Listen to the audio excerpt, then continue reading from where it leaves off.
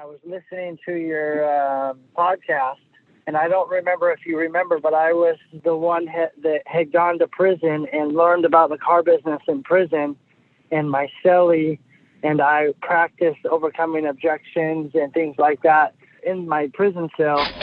And then I got out, and now I'm Welcome to the Millionaire Car Salesman Podcast, the #1 resource for automotive sales professionals, managers, and owners to learn how to make money, accumulate wealth, and to all out ball out in the auto industry. And now your hosts, Sean V. Bradley and L.A. Williams.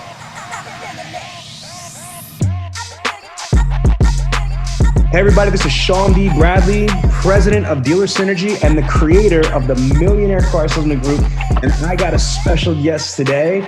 So I got Geoff Carey right here. He's the finance manager at Northwest Chevrolet Buick GMC Cadillac of Bellingham. So Geoff, do me a favor, man. Let's jump right into it. Tell everybody a little bit about your automotive background only first. Yes, sir. So I've been in the car business 6 years. I started off as a salesman. I sold cars for 9 months. I was lucky enough to get promoted to an internet position. I sold cars in an internet position for 11 months. And then I was promoted to F&I, and I've been doing F&I since. So let's go through. Give me a little bit of background as far as when you sold cars, about how many cars did you average on the floor? Well, at the very beginning, I was going anywhere from 10 to 12. And then on my 6th month, the month that I promised the owner that I would be the top salesman, I sold 21 and a half, and that's when I got my promotion. All right, strong. And how much money did you earn in personal income, gross income for 21 cars, including bonuses, OEM spins, anything like that in 1 month? That month I made just over $10,000. Oh, wow, strong. Okay. And then you got promoted to being in the internet, and then you got into F&I. So, and you've been in F&I for how long now? About just over 4 years. Just about 4 years. Wow. Okay. What are you averaging on the back end? What are your back end gross averages? If I'm not over $2,000 a copy, I'm upset. Oh, wow. That's what I'm talking about. That's strong, dude. $2,000 on the back. That's what I'm talking about. Okay, good. All right. So now, Geoff, let's get into this. Where are you from originally? Like what part of the country are you from? Originally born in Spokane, Washington, traveled all over the place, ended up in Daytona Beach, Florida. And that's my kind of my entry into sales. And then I came back to Washington just to visit family. And now I'm back in Washington, living in Washington, working in Washington. Washington State, of course, correct? That's right.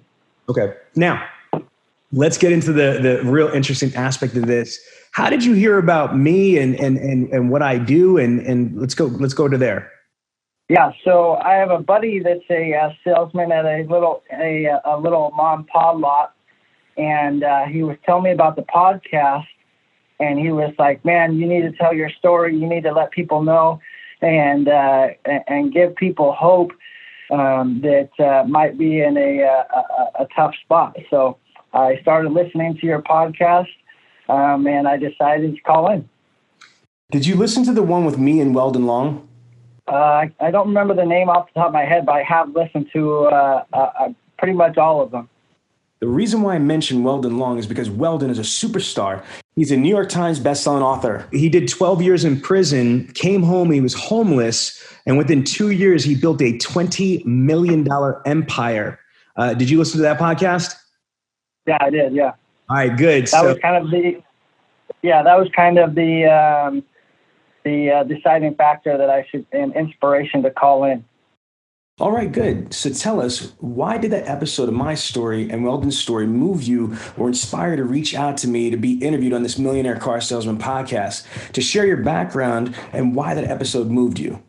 Yeah, so the car business really kind of fell into my lap. I was an inmate in Washington State Reformatory, and my cellie, it was his second time in prison. And he's an older guy that was kind of looking out for me. And he asked me, he said, what are you going to do when you get out of prison?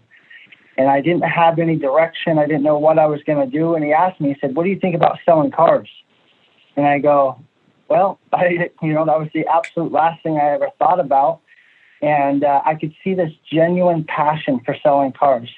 He loved selling cars, and he was telling me about the money he was making and the impact he was having on his family. And I decided that I would give it a shot. So, but in prison, we would practice overcoming objections in the cell. Wait a minute. This is crazy. So you're telling me you're in prison in Washington, your cellie basically was looking out for you and said, "What are you going to do when you get out of prison?" And he suggested you start selling cars. And then you started practicing while you're in your prison cell, objections, rebuttals. Are you freaking serious? Yeah. Exactly. All right. Well, you have a lot of time on your hands. So tell me, what type of role playing were you doing in jail for like objections and rebuttals? What type of word tracks was he drilling with you in jail? So we would start off right with the power greeting. "I'm such and such. I'm from Northwest Chevy. What kind of information can I get for you today?" And we would start with that. And then he would kind of hit me with some of the hard-hitting ones like, "Oh, we're just looking," or "Nope, we're not buying today," things like that. So it was, we do anything and everything that we could think of. Like you said, we have a lot of time on our hands. That's strong. If you don't mind me asking, how long were you in prison for? 3 years. 3 years. Me too. Again, I lost 3 years in a boys' home from 12 to 15. And then from 19 to 22, I was in federal prison. And I feel you, man. So question for you. Were you a convict or an inmate? I was an inmate. Okay. So obviously there's definitely a difference in there. So how long were you in prison practicing and role playing automotive best practices and automotive objections, rebuttals, and things like that? It was probably about the last 6 months of my stay. Wow. So for 6 months, you had a tremendous amount of time to practice, drill, and rehearse. So walk me through this. So you come out of prison and you had your mindset to get a job in the automotive industry, correct? That's right. Yeah. Okay. And so was it easy getting a job? Did he have a dealership waiting for you, or did you just start looking in the help wanted section, and you went through interviews? How was that process trying to find a dealership to hire you? Yeah. So that was kind of the interesting part was my cellie, he had told me, he says, "Look, when you get into the dealership, you're going to have to go through probably several steps in the interview process." He nailed it down exactly what would happen. I'd probably talk to a floor manager, maybe a general manager, and then I'd probably have to talk to an owner because, of course, I am a ex-convict, and I need to really sell myself in order to get a job. So I went online. I went on to Craigslist. I found a dealership that was hiring. I called down, and they told me, "Be here by 4 today." And the funny part about this is I didn't have a tie, I didn't have a dress shirt, dress pants, nothing. I had one tie. It had been tied since prom. And so years and years it had been tied that I would tighten it and loosen it. I didn't know how to tie a tie. I had Nike socks on. I didn't have dress shoes. I went down to the interview and I met the owner. I sold my heart out. He gave me a chance. I told him I promised him I'd be the top salesman within 6 months. And sure enough, on the 6th month, I was a top salesman. So wait a minute. So this is crazy. So one up, one down, meaning that, the first dealership you applied to, they hired you? Yep, first one. So let's talk about that. Let's talk about what was that like being an ex-convict after doing 3 years in prison and trying to try to change your life. I mean, working 6 months in objections, rebuttals, road to the sale process. I mean, you put a lot of heart and soul and energy in trying to get this new career. Were you nervous that they wouldn't hire you because of being a convict, or, not hire you because of your tattoos, or hire you because of this and that? Like, talk to us about what type of fears and apprehension of just trying to get a job in a car dealership. Yeah, there was a part of me that was absolutely terrified that it wasn't going to work out. But I knew because my cellie had been in prison and got out that if I was a strong enough salesperson, if I could sell my heart out and convince this guy to hire me, that they would hire me. But then again, there was a part of me that was terrified that, because everybody tells you you're a convict, you're a felon, you can't work for Microsoft, you can't work for Amazon, how am I going to get a job with Ford or Chevy or any of these big dealers? So, part of me was terrified, absolutely. So what did that feel like when he shook your hand and said you're hired? That was second to getting out. The best day of my life was getting out. The first best was getting out, of course, and then the second best was getting hired. It felt amazing. Okay, now, again, if you don't mind me asking, this is important. This is the Millionaire Car Salesman Show, not the 100-Air Car Salesman Show. Is that how much money did you make legally in a year before you got into the automotive industry? So the question is legally. So how much money did you make legally in a year before the automotive industry? Well, the best I ever did was maybe $30,000 a year. Okay. And what's your best year been in the automotive industry? How much would you say approximately you earned in a year? And this is OEM spins, everything included, your entire legal, compensation in a year. $200,000. Holy shit. Okay.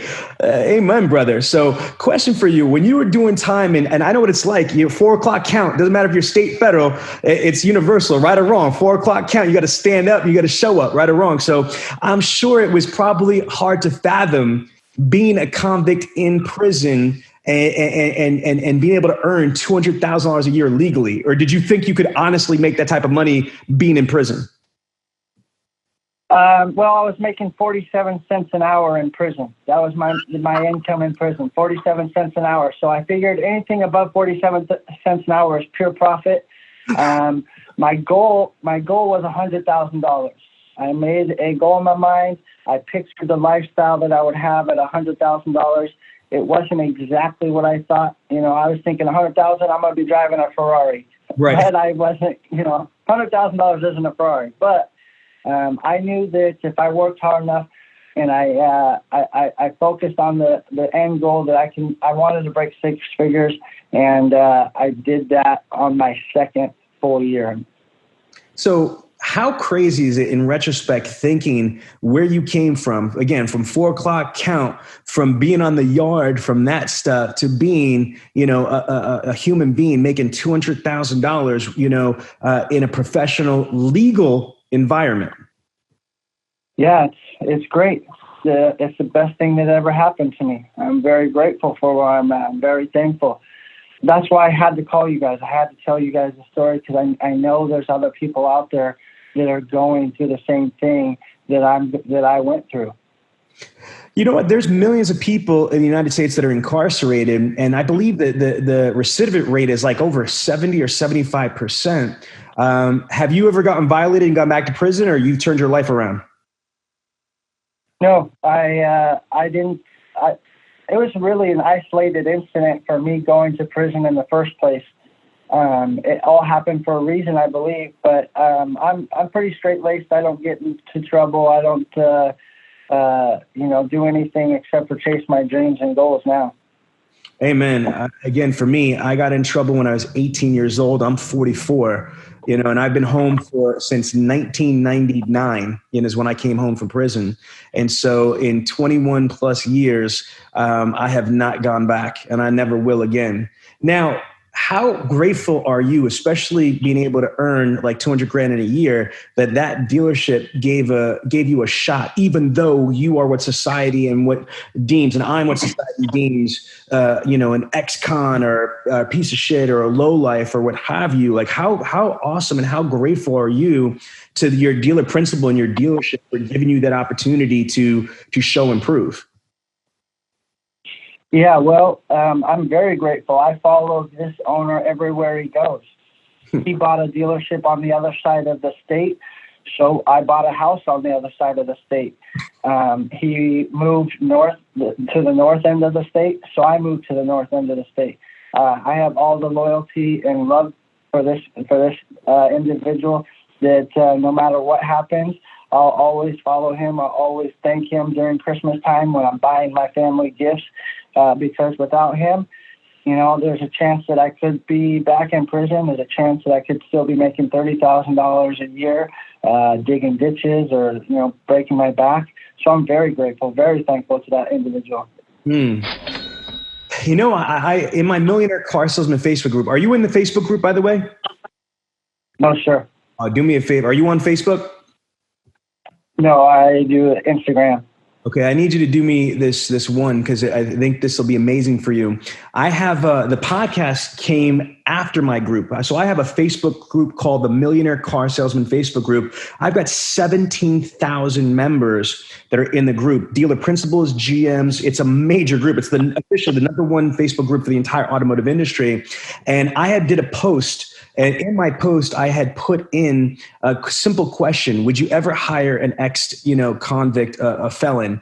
And man, this thing got like hundreds of comments on it. And I have that post. I got to find it again, but I would love to have you, jump on that post, because there's not a lot of people that compared to the 500,000 automotive professionals that are out there, right? There's over 500,000 automotive salespeople and automotive managers between franchise and independent.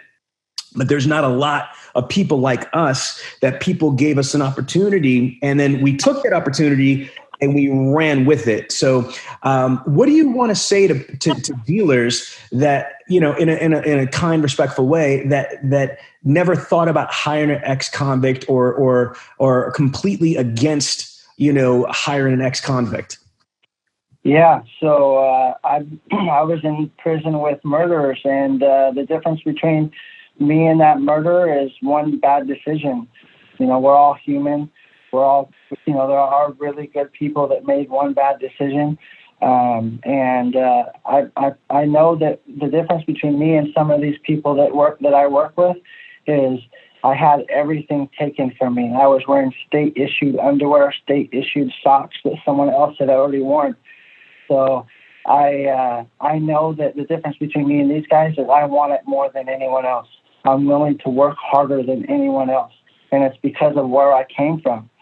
So I think that you give him a chance, chances are he'll surprise you, and he'll have all the loyalty to you.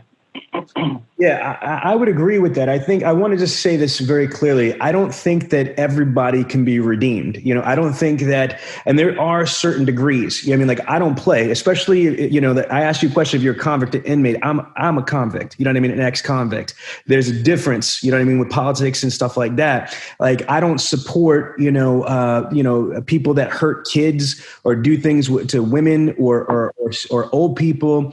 I don't support sex offenders and things like that. Now, again, I might be a hypocrite, but this is my show and I don't give a shit. I'm also a parent. I've got 2 daughters. I got a wife, and there's certain things that are unforgivable in my eyes. So I want to be clear when I listen to this podcast is that there's certain things that I can't be okay with. But, again, I've known people that have been in situations that caught bodies, in self-defense, or they were at the wrong place, wrong time. I think that, it has to do with also with what type of crime it is, in my opinion, and I think that if the crime is something that the dealer, principal, the GM could stomach or could understand, then I think that's the first part, is that, again, it's important because I don't want people misinterpret this, because people that don't understand the life that we came from and the way that we lived, they think that all criminals are the same, and they're really not. And I want to be really clear on that. So that's the first thing. The second thing is that there might be people that have a simple, a credit card, scam or white collar thing that you would think that they didn't have a very bad crime and that they would be a candidate for redemption. But these people, might not be. So that's the thing I want to be clear, is that there's good people and there's bad people in everything. There's good priests, there's bad priests. There's good police, there's bad police. Just like there's scumbag car salesmen out there and there's automotive professionals. There are good people that got caught up in caught cases, and there are bad people that got caught up and got cases. So I want everybody to understand that first thing, because I don't want anybody freaking out.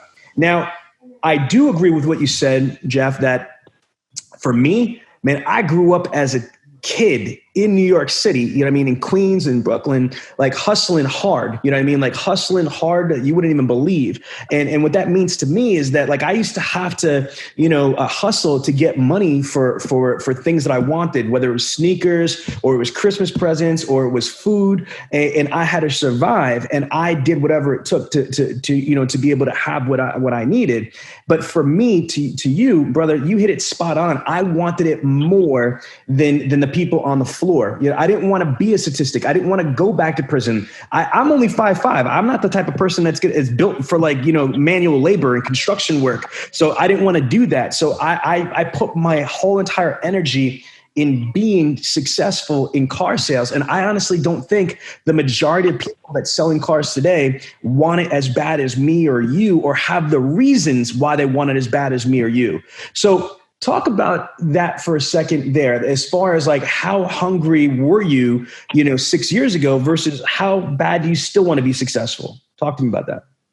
Yeah. So when I first got in, I realized really quickly that I was hungrier than anyone else.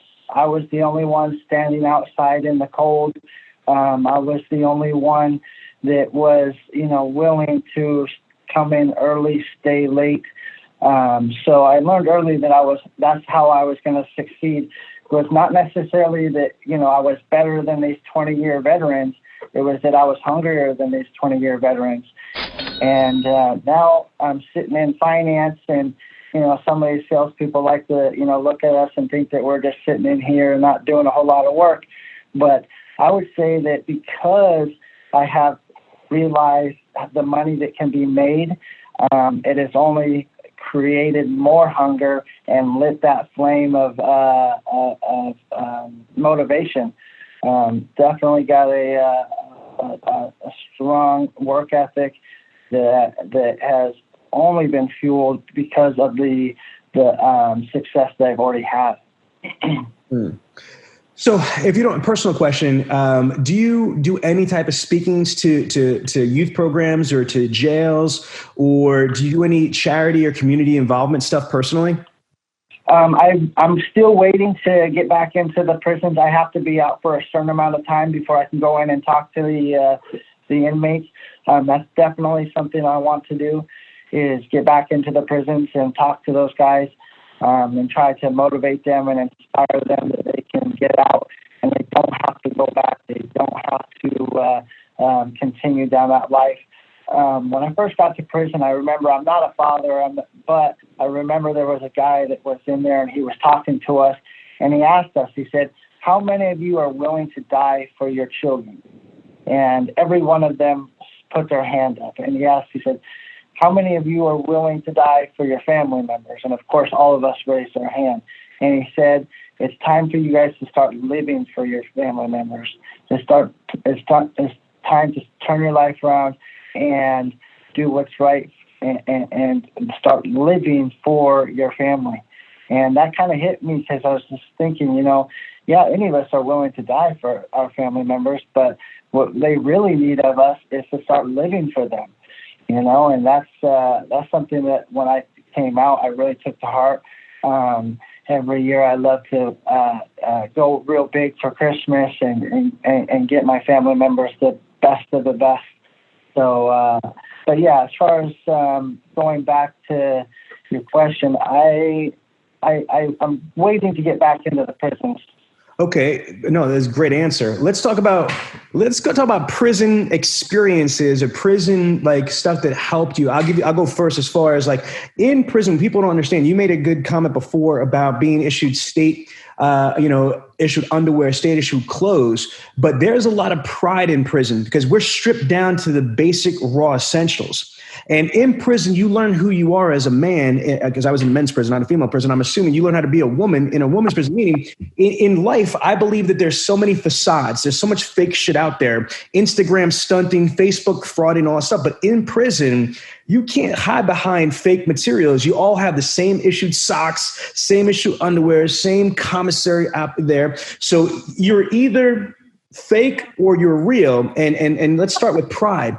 I can't tell you, my prison uniforms used to be crisp, used to be ironed. I never walked around disheveled because I had personal pride. And some of that stuff carried over to when I was selling cars, as far as when I first started selling cars, I didn't have a lot of money, but I looked fresh to death. I looked the part. I looked the part of a professional.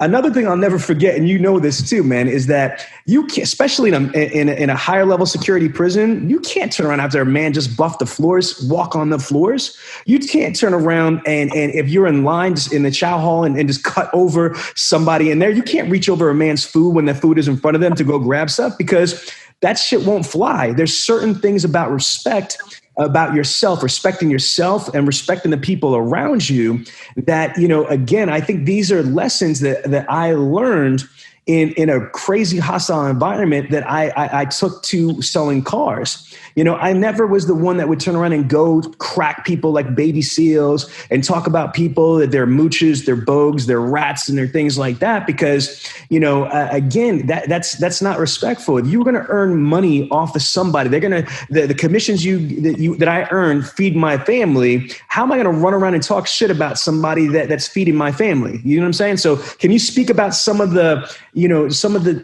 rules of engagement in prison, or the rules of being a human being that you have to live for in that environment, how any of those rules transpire to your code of conduct or code of ethics in the car dealership world? Yeah. So prison was the first time that I was on my own, the first time that I was truly by myself in life. You can't call nobody. You can't ask for help. You're in there by yourself. You're walking the yard by yourself. I was in a higher security prison. So you can't, if you even step too close to somebody, you say, excuse me.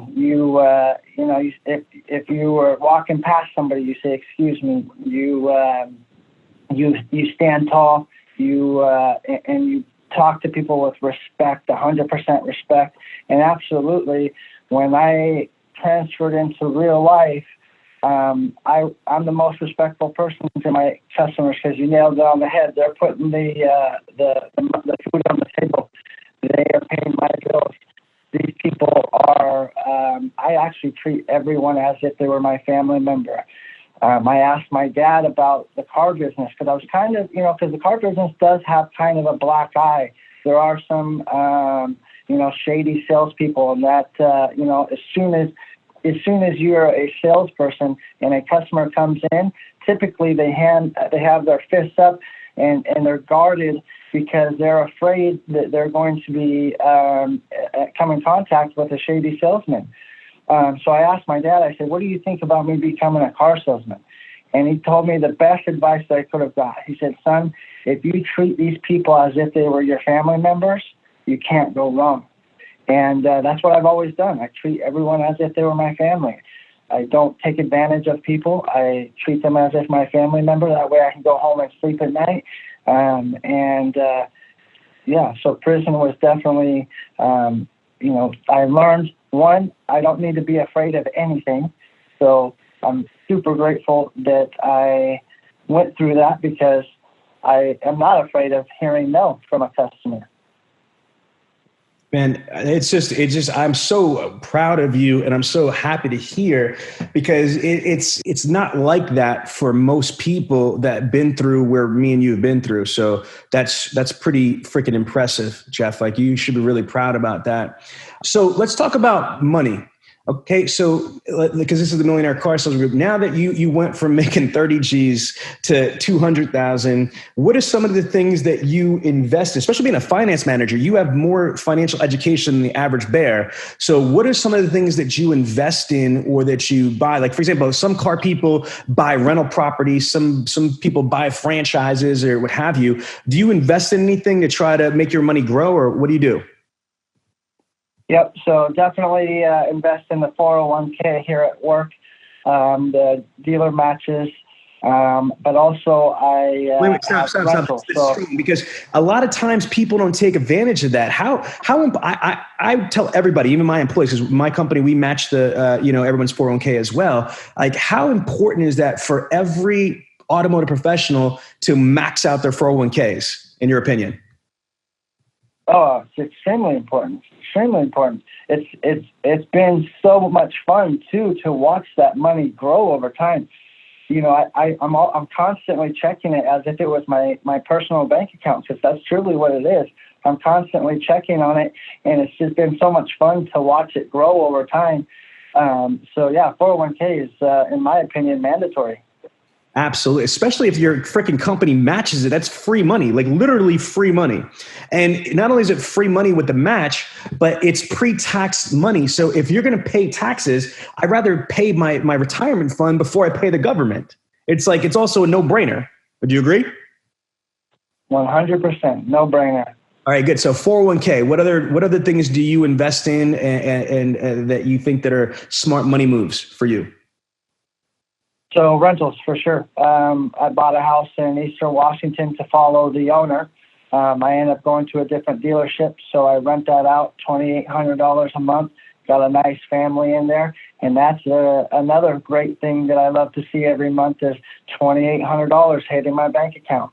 So rentals is is definitely my thing. My next move is I'm looking for a duplex up to a fourplex.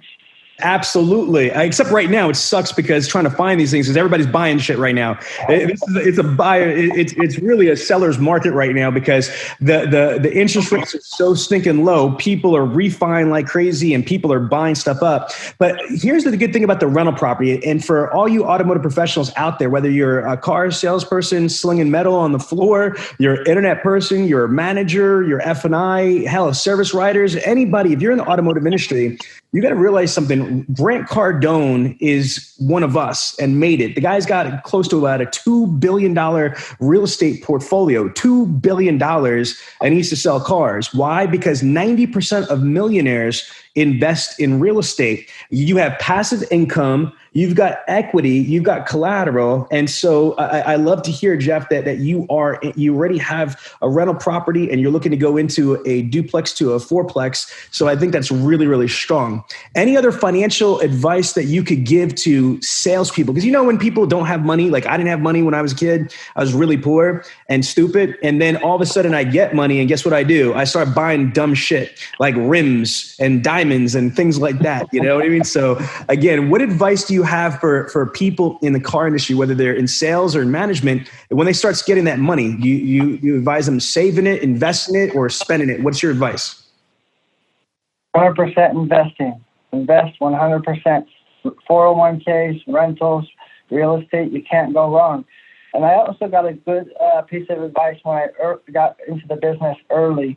I was told to live off of what I have, right? But once I got a promotion, continue living off of that same income that I had. So every time I get a promotion, every time I hit a bigger or better month, don't go out and spend more money. Go out and definitely invest more money. But that was a good piece of advice. Take that promotion and invest it. Don't spend it. Man, that is really, really strong because a lot of people, like Biggie Smalls says, more money, more problems. You know what I mean? They get more money and they spend it all. So it's a rat race. You know what I mean? They work their asses off to get, a promotion. Then they buy a bigger house or a bigger car or more stupid toys that they really don't need. So I like that. Live in your means or even below your means. So if you get a promotion or you get a fat commission check, don't spend it. Live as you were living. That is really, really strong advice. Okay, now what I want to do is I want to just ask you to give salespeople some advice. What do you think is the problem with salespeople? And there is a problem because there's a 70% attrition ratio and the average car salesman sells less than 10 cars a month. So what advice do you have for being in the industry for 6 years, being and evolving from a salesperson to a freaking F&I manager, making a deuce a year? So what advice do you have in best practices? So if I was a new hire at your store, or, I met you online, like in one of these, Millionaire Car Salesman groups, and I was inspired by your story. And I say, Jeff, look, I just started selling cars, man. I don't even know what to do. I just started 2 days ago. What should I do? Give me some advice. First thing is the same advice that I got. Treat everyone as if they were your family members. You can't go wrong by treating people as if they were your family. The next thing is I had a good friend that got into the car business, and he had a kid. That you like. I had asked him. I said, I got him hired on, and he was asking me for advice because he was kind of struggling. And I just looked at him and I asked him. I said, how bad do you want this? And he almost cried right in front of me. I could see tears in his eyes because I could tell that he really, really wanted it. But the difference is he wasn't willing to work for it. So it's not about how hard you want it. It's how hard you're willing to work for it. And this is one of those businesses, you get out of it what you put into it. So be hungrier than everyone around you. Treat people as if they were your family members. And probably the other thing is another piece of advice that I always heard is if you're standing in a group of 2 or more salespeople, you're doing something wrong. So that means you're on your own when you're here at work. I mean, sure, you can turn to somebody if you need a turn, but if you're standing in 2 or more salespeople in a group, you're doing something wrong. Pound the phones, get out there, getting up, but don't be standing around talking to these guys. These guys aren't going to pay your bills. Amen. Let's go back to where we started from now to just speak directly to dealer principals and GMs about having an open mind, hiring somebody that might have a record or, have just a bad reputation, about give them an extra chance and how that could change someone's life. And it's not just that person's life that you're changing. I'll give you an example, man. Like if somebody didn't give me a shot at Schwartz Chrysler Mazda as the first dealership I worked at, I still talk to John Schwartz today, is that I influence hundreds of thousands of automotive professionals, and I've donated, approximately like $1 million to like 52 different charities, like no exaggeration. So if nobody gave me the opportunity to become Sean V. Bradley, I wouldn't be able to do what I'm doing for my family and for so many people out there. So talk to the owners out there and the executive managers about how important it is to give people a chance and why it's important. Sell them on that idea. Yeah, well, first of all, that's an inspiration. So I really respect what you're doing. So I want to be able to say that I can do that I did that someday as well. But yeah, you're right. You're not only changing that person's life, you're changing all the people, all their immediate family members too. For example, my mom, she was 17 when I was born. And she made a lot of sacrifices for me throughout her life. And I was just able to get her I'm getting her all brand new teeth, which is going to change her life. And if I was making $30,000 a year, I couldn't do that. She's not going to have to worry about retirement. She's been a bartender my entire life. So she's not going to have to worry about retirement because I'm going to take care of her. She's going to be taken care of. But I'm super grateful and super thankful that, my dealer owner gave me an opportunity because, like I said, my mom is getting all new teeth here really, really soon. And if you guys know anything about teeth, they're extremely expensive. Yeah, they're really expensive. So, and all my family members, I do everything I can to make sure that they're taken care of. For my dad's 50th birthday, I bought him a Harley. I know these are kind of things that, are, above and beyond, but, and I would like to be able to say here soon that, I'm going out and helping out charities and things like that as well. That's great. That's amazing. But the prison thing is definitely where I want to go and try to help these guys. Definitely got to give them a chance, man. But I agree with you also that some things are unforgivable. You can't, touch children or, do any of those weird things. There are certain people that are redeemable and certain people that are not. So I agree 100% with that. They have to look within their heart and decide if they are able to give this person another chance or not. No, absolutely, man. Well, listen, you're at the dealership right now. I respect that. Thank you so much for taking the time to share your story with us. It is extremely inspirational. Again, ex-convict goes into the automotive industry and earns it gets promoted to F&I manager and earns $200,000 a year. That's the title that I'm gonna put this in once we cut this and edit this, because that's just freaking phenomenal, man. Like, I mean, just like, God bless you and congratulations.